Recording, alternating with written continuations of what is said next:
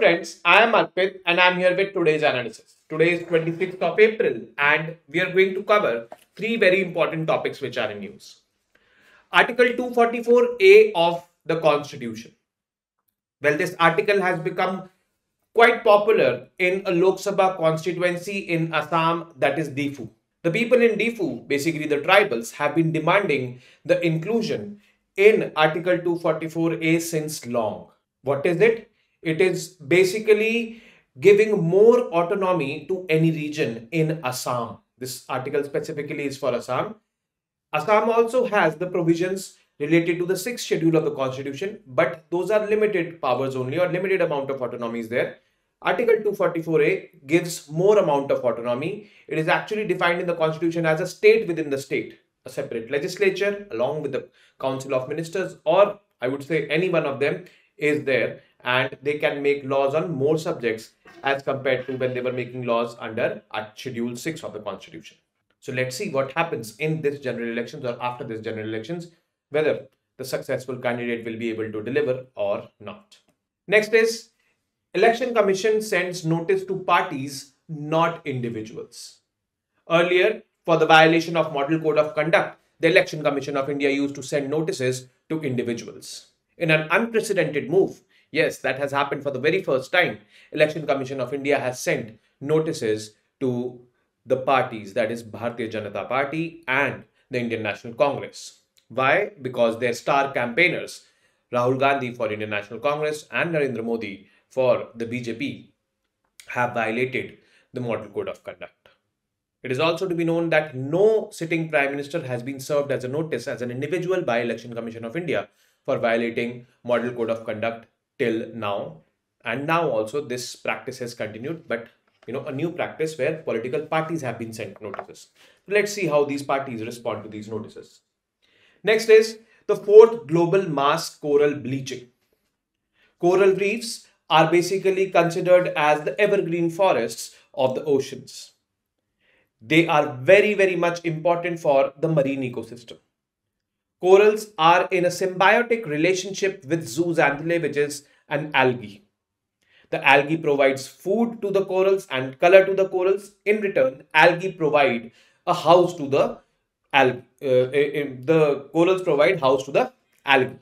Now, due to excessive warm temperatures or excess exposure to sunlight due to low tides or something like that, or excessive, I would say, acidity in the oceans, this symbiotic relationship is disturbed between the corals and the algae. The algae thus leaves the coral, leaving the corals pale yellow or white. This phenomenon is known as coral bleaching. Now, let us start with the first topic, that is Article 244A of the Constitution. Now, first of all, where the demand for Article 244A has arisen, it has arisen in this Lok Sabha constituency of Difu. This is Lok Sabha constituency of Difu. This is over here. This is basically Karbi Anglong, the largest district in Assam area-wise. Now, Article 244A is specifically an article for the state of Assam only, which aims to create a state within the state. When I say that a state within the state, simply means that this region which will be having Article 244A, since Difu does not have, it is demanding, this is one of the most pressing demands in this Lok Sabha elections of the people. Let's suppose Difu gets included under Article 244A after the elections. So Difu will be having its own legislative assembly, its own council of ministers. It will be able to legislate on those subjects on which the states are allowed to. So that is why we are calling it state within a state. And this has been a long demand of the people of this region. Now, you might be wondering, sir, Assam is also part of 6th schedule. In 6th schedule also they get autonomy. What is the difference between 6th schedule's autonomy and autonomy under Article 244A? Well, we will see this and uncover this as we proceed in this topic. Now, first of all, what is Article 244A? We should know that. It was inserted in the Constitution by the 22nd Amendment Act in 1969. Before 1969, it was not there. Which enabled Parliament to pass an act to form within the state of Assam. As I told you that it is specifically for Assam, an autonomous state.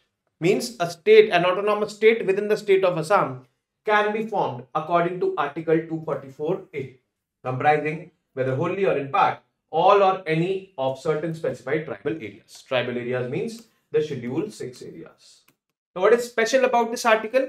Basically, an autonomous state would have its own legislative or legislature or council or ministers of council of ministers, or both can be there. This provision goes a step further than the provisions under the 6th schedule. Now, as I told you that what is the difference between autonomy gained under 6th schedule and autonomy gained under 244A?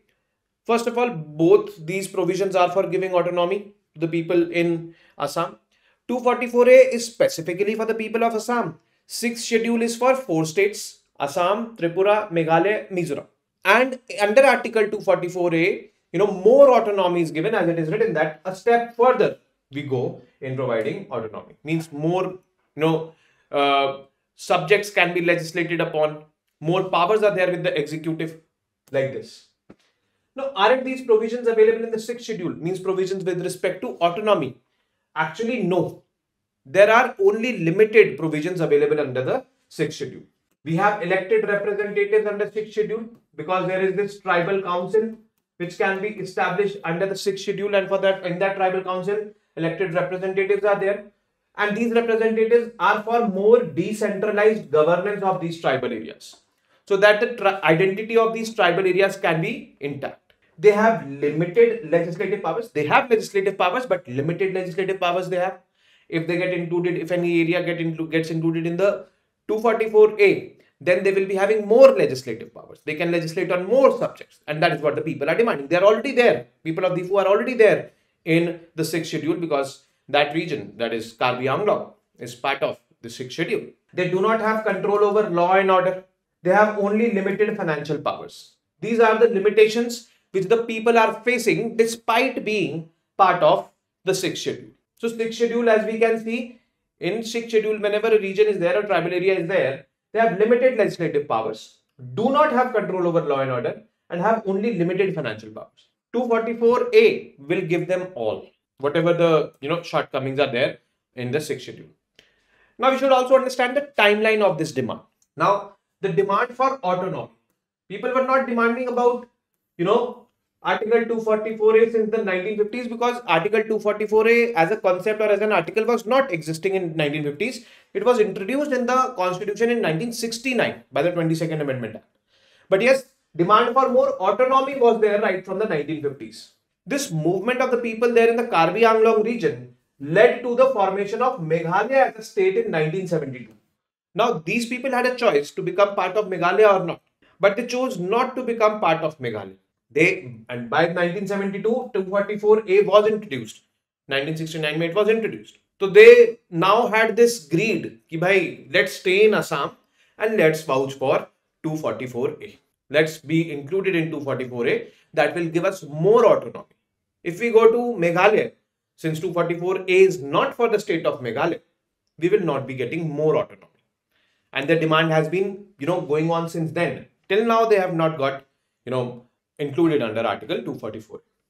Now, the Autonomous State Demand Committee, ASDC, which was set up as a mass organization to press for the region's autonomy and which continues to operate today as well. It is also fighting or contesting in this general elections as well, along with student bodies in the region. Student politics is very active in the northeastern states. Signed a memorandum of settlement with the state and the central government in 1995 for enhancing the powers of the two autonomous councils in the region by increasing the number of departments under their charge to 30 from 10. So, increasing the number of departments means increasing the number of subjects on which these autonomous bodies could legislate, which simply meant giving them more autonomy, which simply meant moving from the 6th schedule towards Article 244A. But this has not been accomplished till now, and that is why people are demanding this. Since it has not been accomplished, this demand has been, been continuing unfulfilled since long. This led to, armed insurgency. It came out in, the form of armed insurgency because people were frustrated. They vented out their anger in this format. In 2021, that is very recently, peace settlement was reached with 5 militant groups in the Karbi Anglong region. All these militant groups had been demanding more autonomy to be included under 244A. But a peace agreement had been reached, and when this peace agreement was reached, the government of India promised autonomy and a special development package of rupees 1000 crore over 5 years. Hence means up till 2026, the government promised that we will give you autonomy and 1000 crore rupees for development also. So let's see, 3 years have already been completed. Only 2 years are left till 2026. This promise of autonomy has to be accomplished. Not so much detail about this 1000 crore fund, how much has been allocated to them. But yes, elections this year are being fought on this issue over there, that is inclusion under 244A. The BJP government is hopeful that if our candidate wins or if they win in the center, they will provide 244A in that region. Last year, a peace agreement was also signed with another militant outfit or armed insurgent outfit, that is Dimasa National Liberation Army, along the same lines. So all of them have been demanding autonomy. Now the government has pacified them by signing these peace agreements. But let's see how long the government can push without making them included or without making them part of Article 244A. Now next is Election Commission of India sends notice to political parties and not individuals.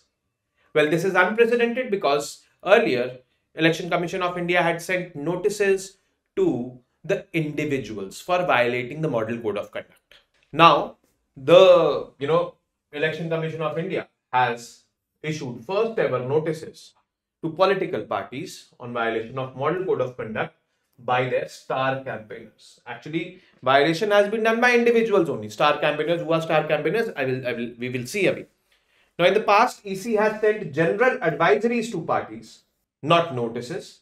But whenever there is an MCC violation complaint against an individual, the notice goes to the individual rather than the party. So there are two things over here. One is general advisories and the other is notice.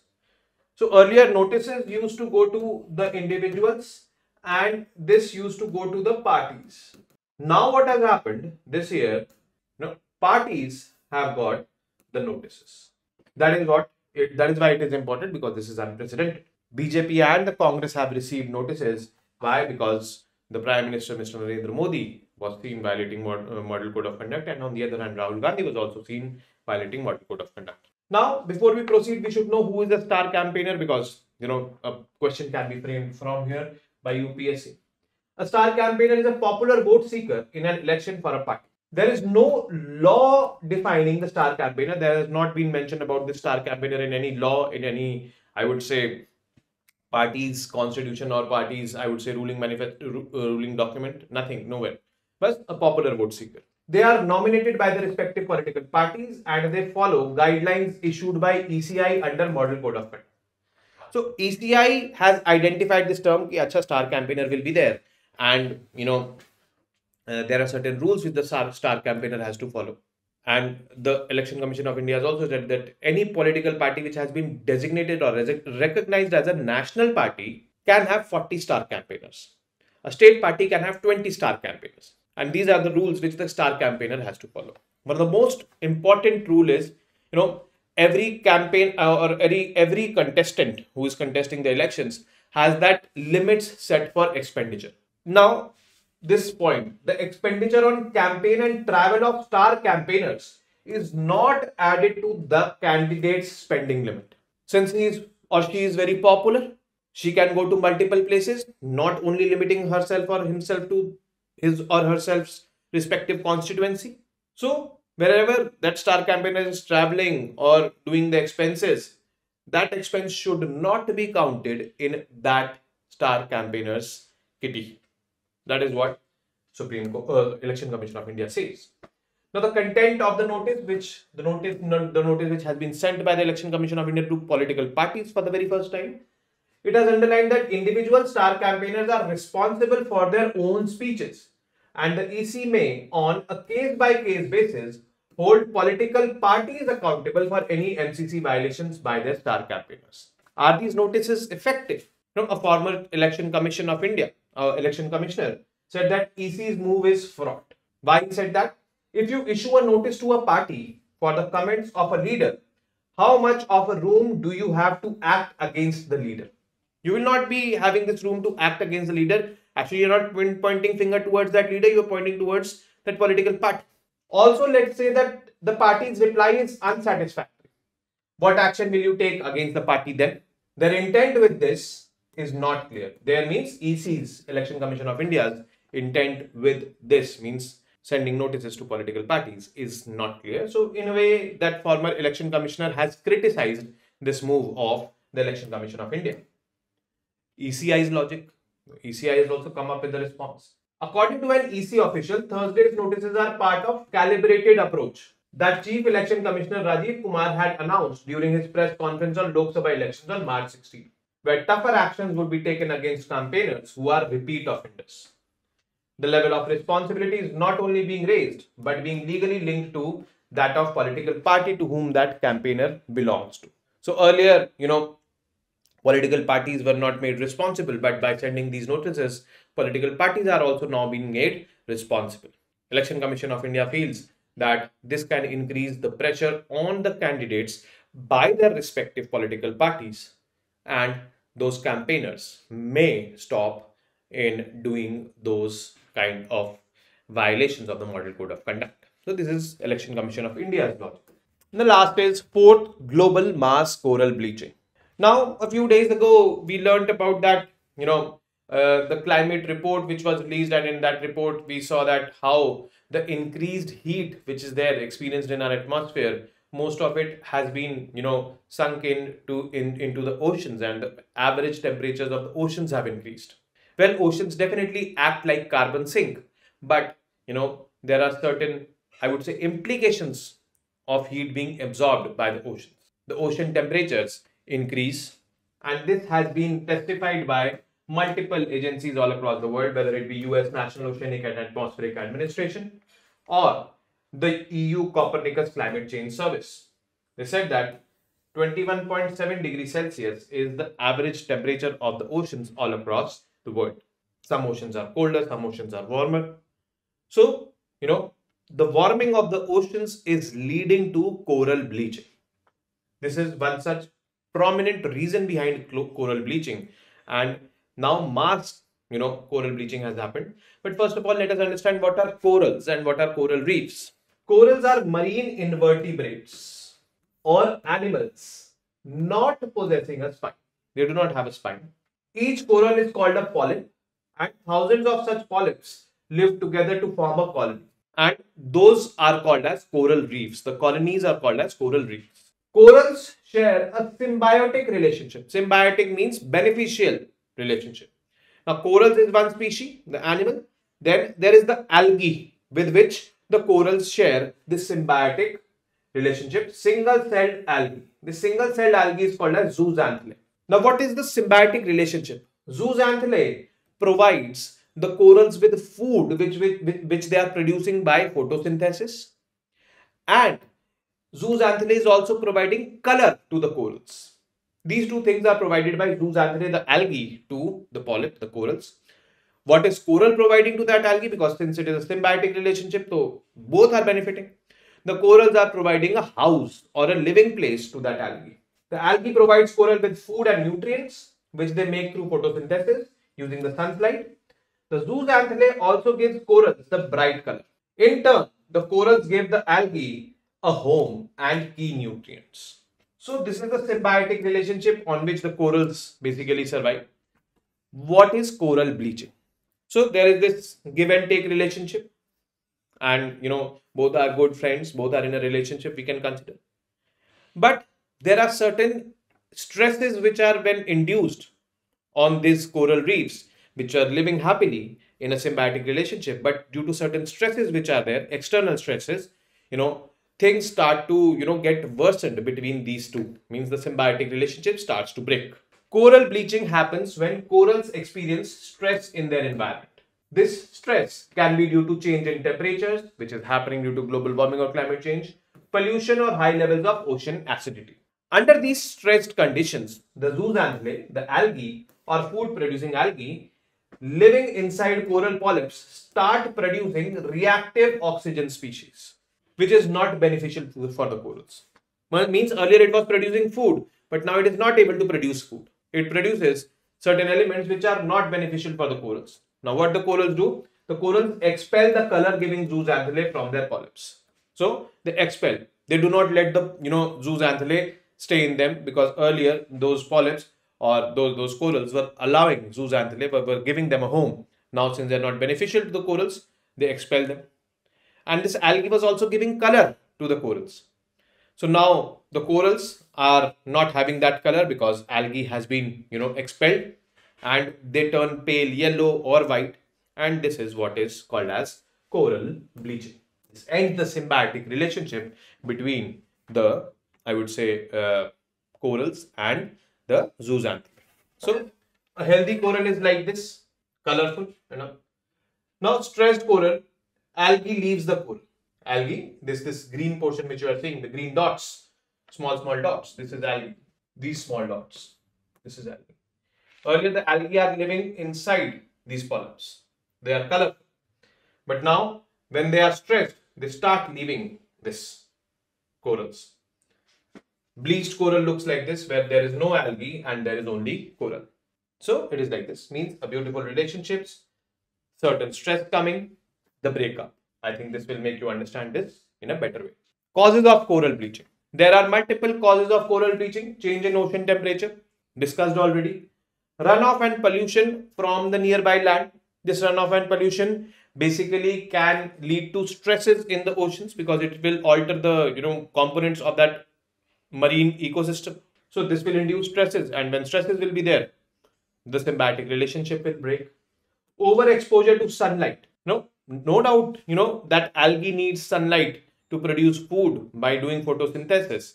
But if excess sunlight is there, then, this will lead to stress-like conditions. And extremely low tides will definitely, increase the level of sunlight penetration on these algae, which will definitely lead to stresses and hence coral bleaching.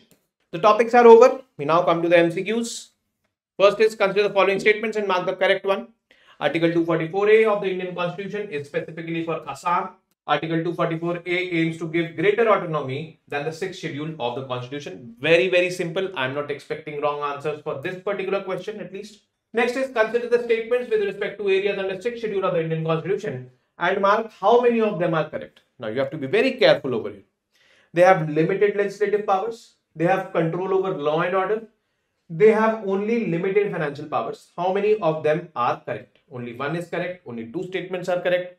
All the three statements are correct, and none of them is correct. Consider the statements and mark the correct one. A star campaigner is a popular vote seeker in an election for a party. There is no law defining the star campaigner. Very simple question again it is. Again, consider the following three statements and mark the correct one. Corals are marine invertebrates or animals possessing a spine. Each coral is called a zooxanthellae. Corals are in symbiotic relationship with algae. So basically, which of them is correct? Oh, sorry, how many of them are correct? Not which, but how many? Again, that kind of question which UPSC has recently started to ask. So how many of these statements are correct? Only one statement is correct. Only two statements are correct. All the three are correct, or none of the statements is correct. And the last question, which of the following can be a reason for coral bleaching? Shipping industry, you have to think a bit. Agricultural runoffs, again think a bit. High tides, and fourth is global warming. So write the correct, find out the correct combination and answer this question. This is, a question where you need to think, and this is how UPSC frames questions. Now with this, we come to an end of today's session. I will be meeting you tomorrow now with more such informative news pieces. Till then, you guys very well know what to do. Keep studying, keep reading, keep writing, and most importantly, keep revising. Keep watching the videos also. Namaste. Jai Hind.